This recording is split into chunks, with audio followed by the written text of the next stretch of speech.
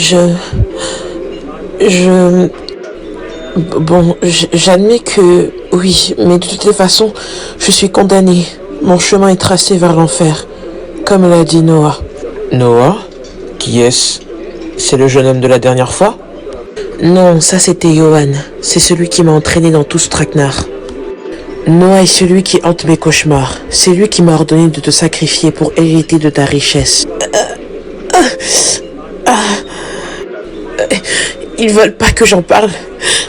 Ah, mon cœur, j'ai l'impression de mourir. Au nom de Jésus-Christ de Nazareth, tu ne mourras pas, tu vivras. Ainsi le dit la parole de Dieu. Viens, Nella, allons à la maison, ton père sera là.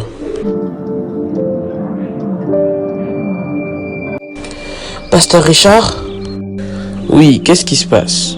Oh, Nella, tu n'étais pas dans ta chambre pour te reposer? Si, papa, mais j'ai fait quelque chose de si grave que je ne pense pas que Jésus me pardonnera. Oh, tu sais, moi aussi j'ai fait l'erreur de te négliger, ma fille. Dès le début, je n'ai pas eu la foi sur ton cas, c'était un péché de ma part, donc je viens te demander pardon.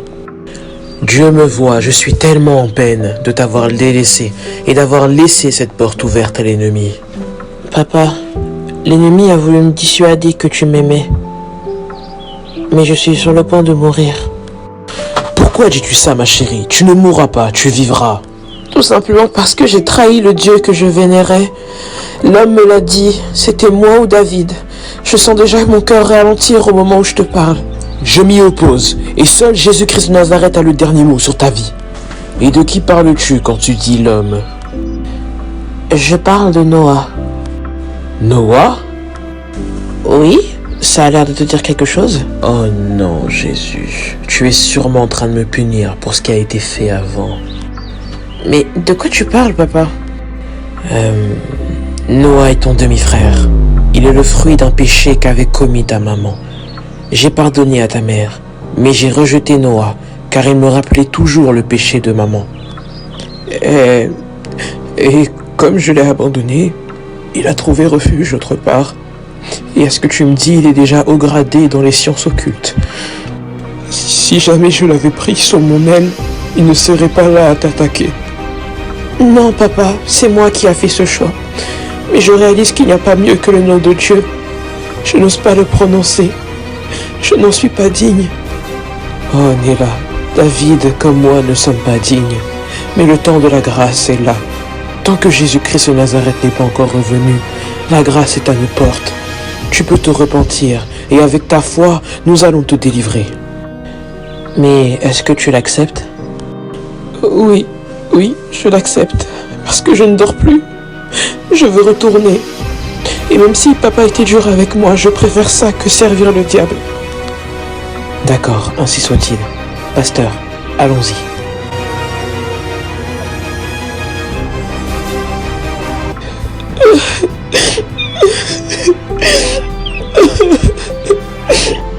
Amen. Sois béni, que le Seigneur Jésus-Christ de Nazareth soit ton roc. Tu es délivré. Gloire à toi, l'agneau de Dieu. Merci pour la délivrance de ma fille, et que ton Saint-Esprit l'embrase et la remplit de la tête aux pieds. Amen. Amen. Bon, si vous vous permettez, je vais rentrer me coucher. Il est tard. Que le Seigneur vous garde. Amen. Merci pour tout, David. Qu'il te garde aussi. Nous allons aussi aller nous coucher.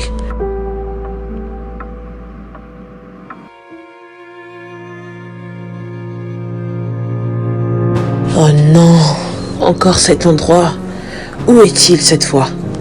Qu'est-ce qui t'a pris? Dis ce que tu as à me dire pour la dernière fois. Tu n'as pas le droit de dévier de cette façon. Arrête tes sottises. Jésus-Christ de Nazareth est mort et ressuscité le 3e jour.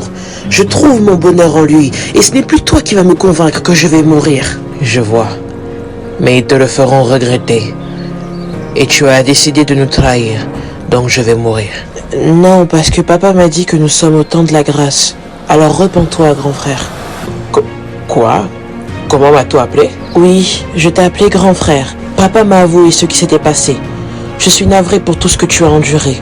Mais agir comme tel et choisir ce camp n'est pas la solution.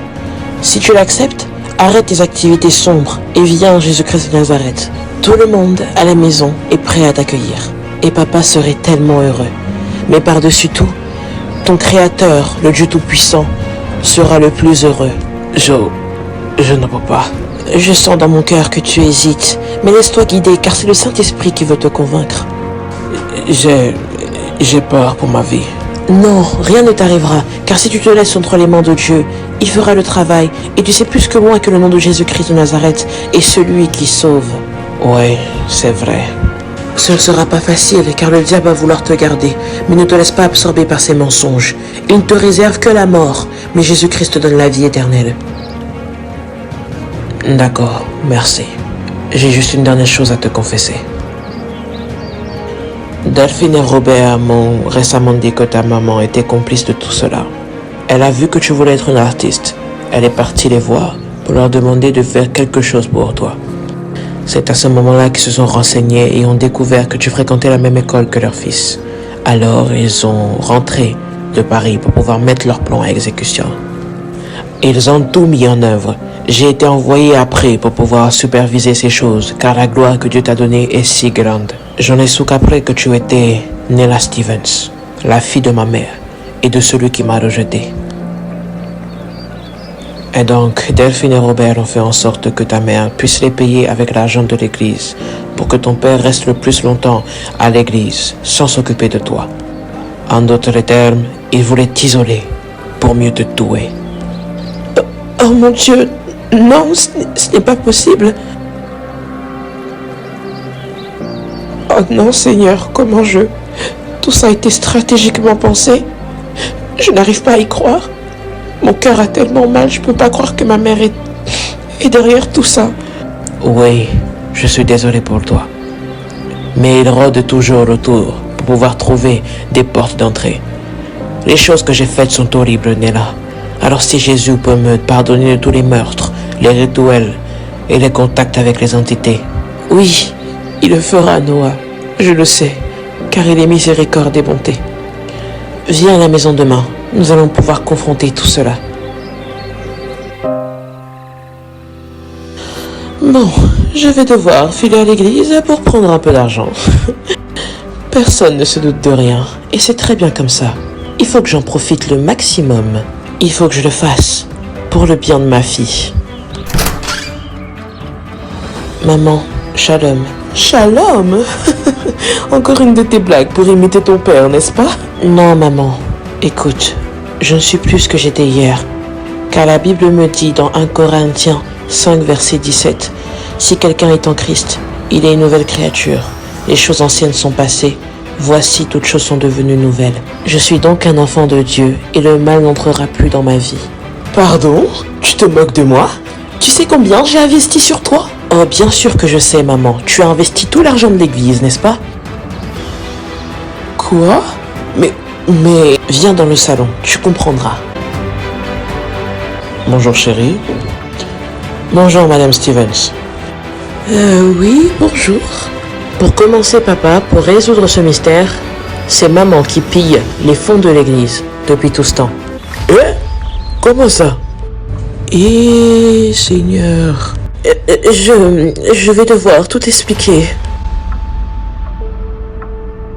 Et non, je n'arrive pas à croire. C'est totalement fou et tiré par les cheveux. Je demande pardon. Je voulais le bien de Nella. Pardonne-moi, chérie.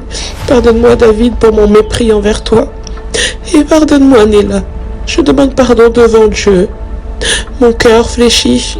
Nous acceptons tes excuses. Seigneur, cette famille a vraiment besoin d'être restaurée.